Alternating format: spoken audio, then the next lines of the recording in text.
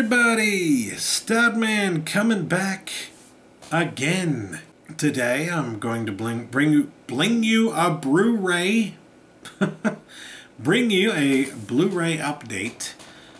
This time it's just going to be one thing. As I mentioned in previous videos, I'm kind of trying to save money right now, so I'm not spending too much money. But I recently got a gift card or gift code, I should say, from Amazon for ad revenue that somebody bought some stuff through my links. And if any of you were the ones who did it over the holidays, thank you very much. You made it so that I was capable of getting this Blu-ray to show to you. Thank you, you made it happen.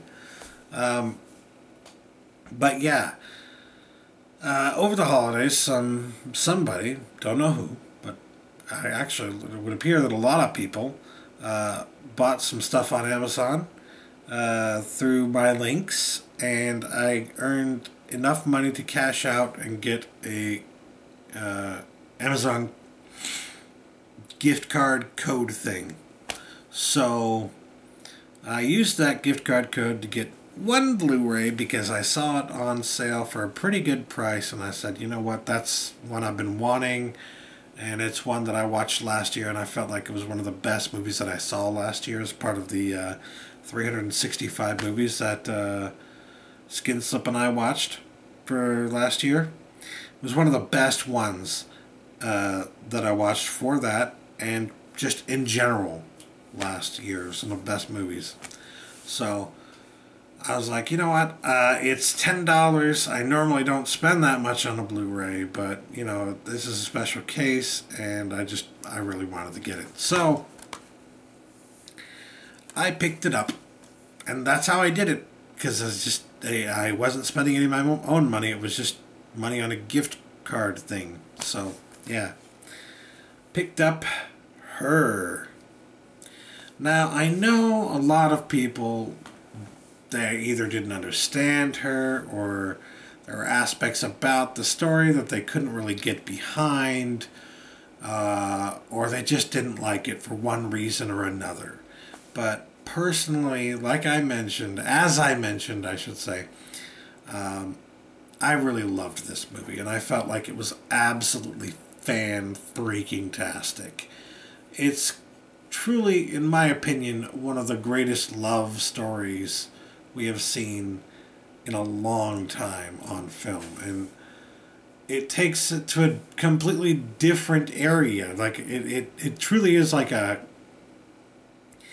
has this very predictive science fiction-y feel to it, because it's predicting what the future will be like in a lot of ways. So it's got that sci-fi feel to it, which is freaking awesome.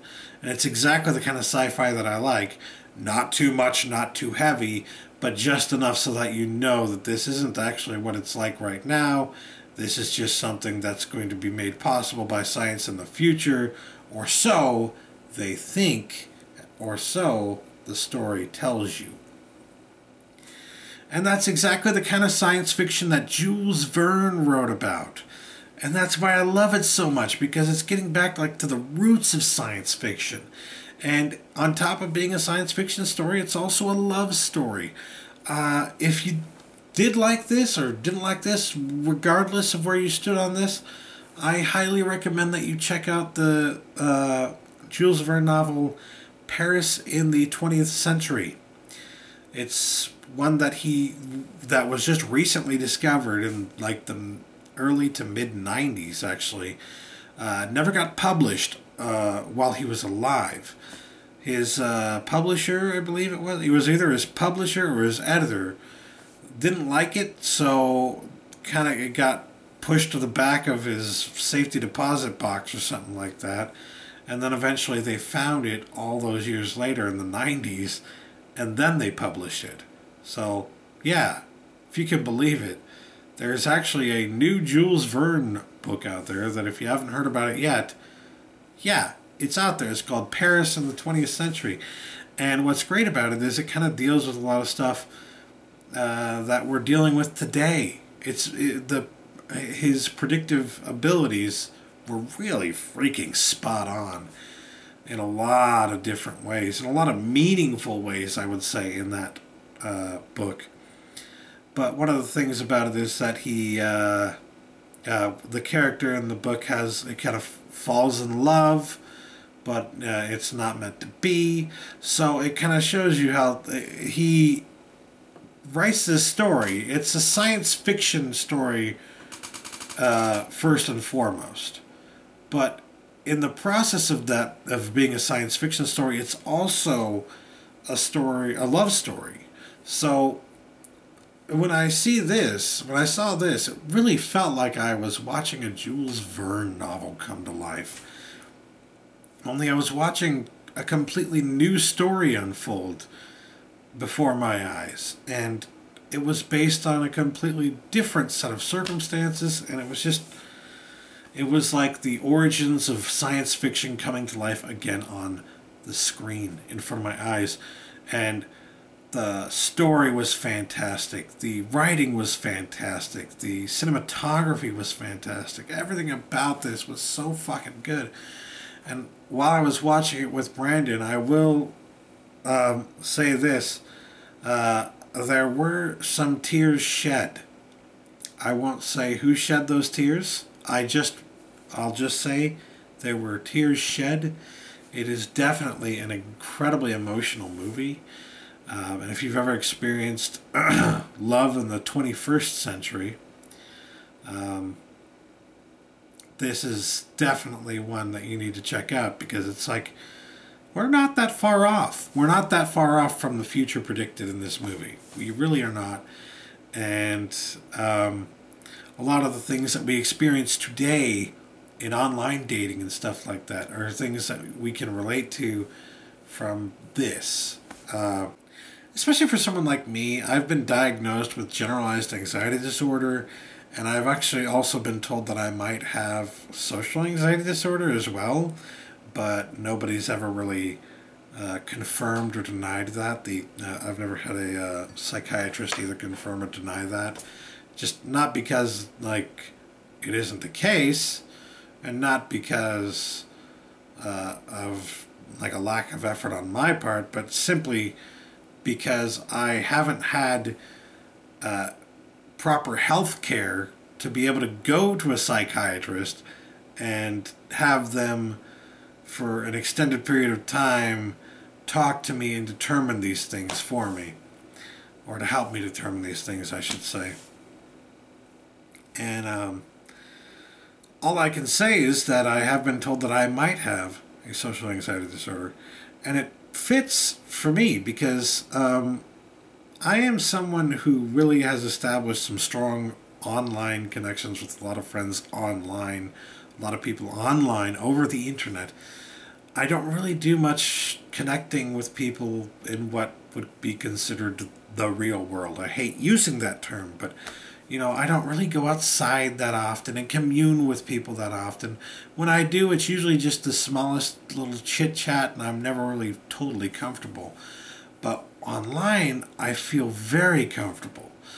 And I feel, comfortable being able to talk to people without them necessarily being there physically. I don't know why. I don't know what it is. It's nothing about that person. It's nothing about people in general. It's just the way that it is for me.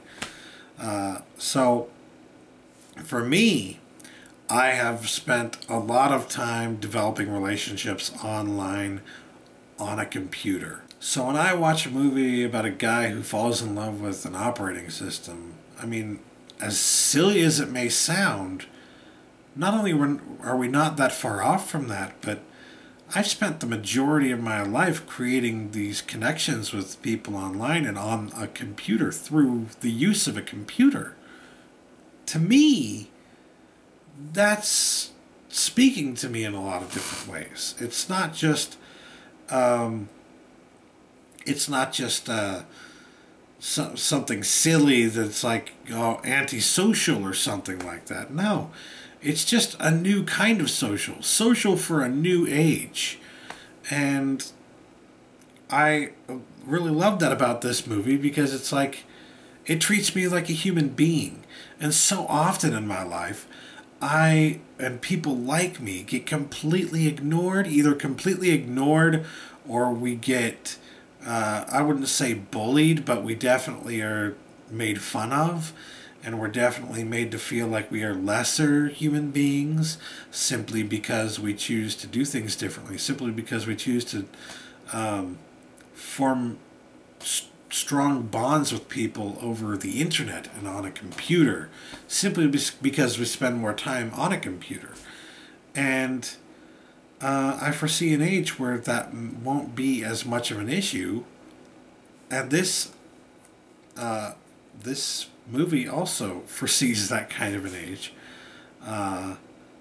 But it doesn't come without its sense of the new being not only scary, but also you being judged for using it, especially when it's something like this. So that whole aspect of being judged unfairly based on your acceptance of a new kind of thing, when in reality it's like everyone else is doing it too. That whole aspect is in there. It's there. It's like a commentary on our society in general as it is now in this movie. And it also is a commentary saying, this is far off in the future and that's never going to change. That's still going to be going on even when the events of this movie take place.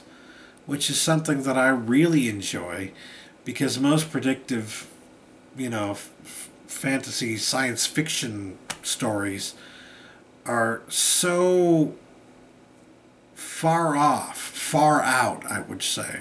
They're so ridiculous in their concepts and they go to such extremes that it's hard to really believe that all these things are really going to change that much. Because there are certain things that writers often forget about when they're coming up with these stories, and those are the facets of human society that really take, if they ever do change, they take a long, long time to change, more than a couple hundred years, and that's some things. It's like they never really change.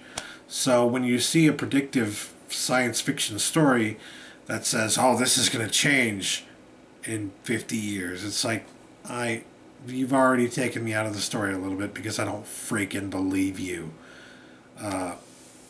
It can be fun sometimes as a kind of goofy thing, but what I would say is that as much as people think it's goofy that he's falling in love with an operating system, as much as people joke about it, this really is the most serious, predictive science fiction story that we've seen in our lifetimes. The most serious, new, predictive science fiction story we have seen in our entire lifetimes. Bar none. So I highly, highly recommend that you pick it up if you haven't picked it up already. It's just an amazing movie. Absolutely stellar performance by Joaquin Phoenix. And the Blu-ray is pretty awesome too. It's got some special features, but what I really liked was upon opening it, discovering that this is the DVD here in pink, and the Blu-ray is in this nice blue. And I like it because the color here is like almost like a hot pink and a neon blue. It's kind of 80s-ish, but not quite. It's kind of its own little style, which is cool because in this movie they go through these different styles of clothing and all these different styles of things that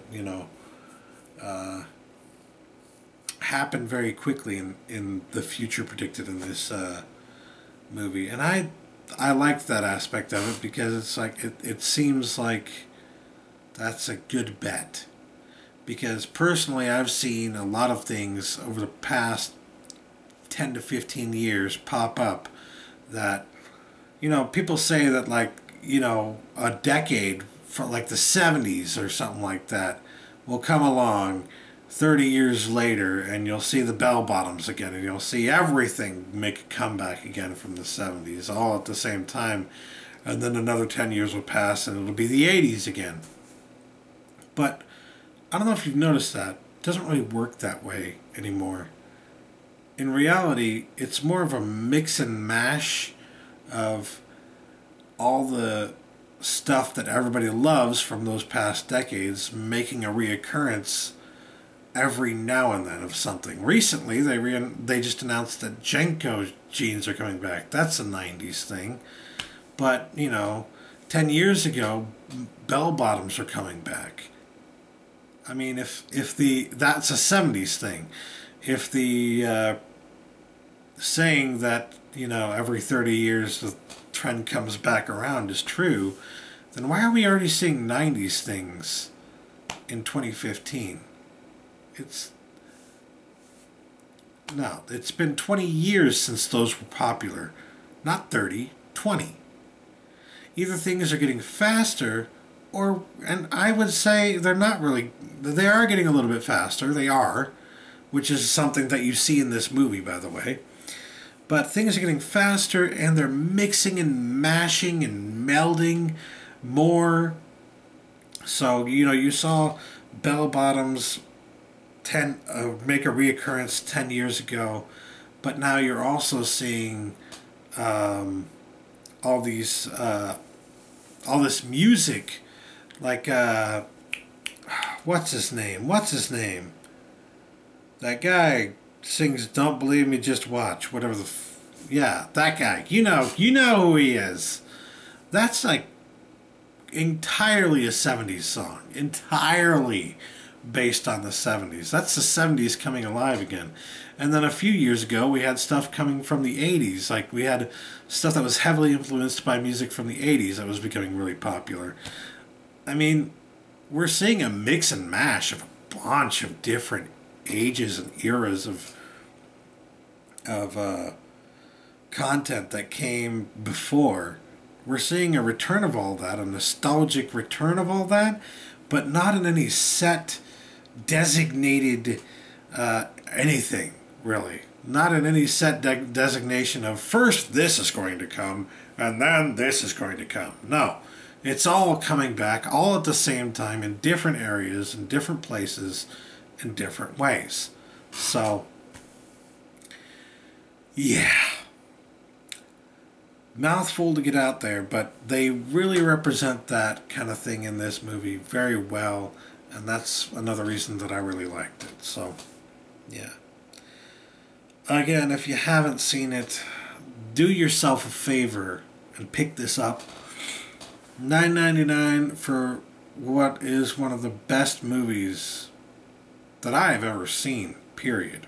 I mean, I'd have to say that it's at least somewhere in my top 100 right now. So, yeah. Awesome movie. And I just spent almost 20 minutes talking about this one movie that I picked up. So, hey. Anyway, thanks for watching. Catch you later. Peace.